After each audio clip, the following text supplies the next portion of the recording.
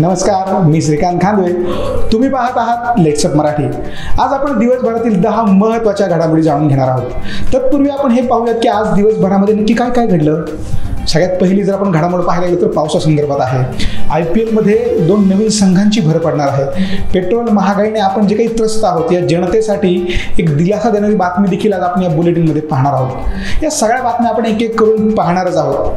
चला वळूया दिवसभरातील एक एक महत्त्वाच्या बातमीकडे.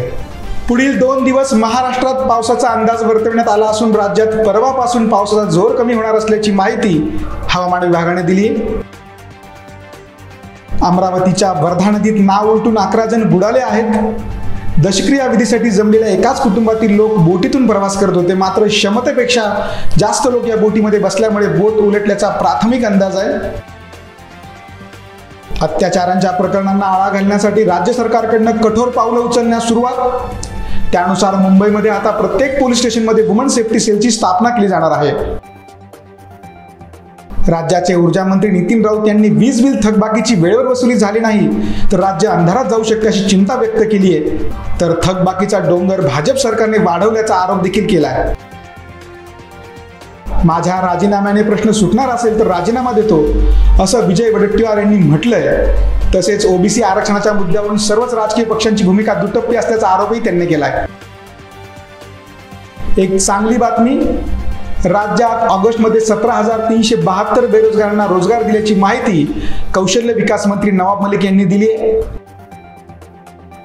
ओबीसी समाजाचा विश्वासघात करून ओबीसी आरक्षण घालविणाऱ्या आघाडी सरकारच्या विरोधात भाजप उद्या 15 सप्टेंबरला राज्यभर आंदोलन करणार आहे.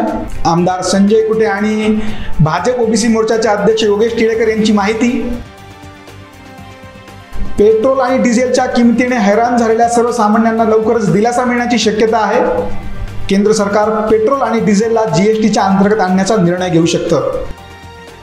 ऑगस्ट महिन्यात घाऊक किंमत निर्देशांक वाढून 11.39% पोहोचला आहे.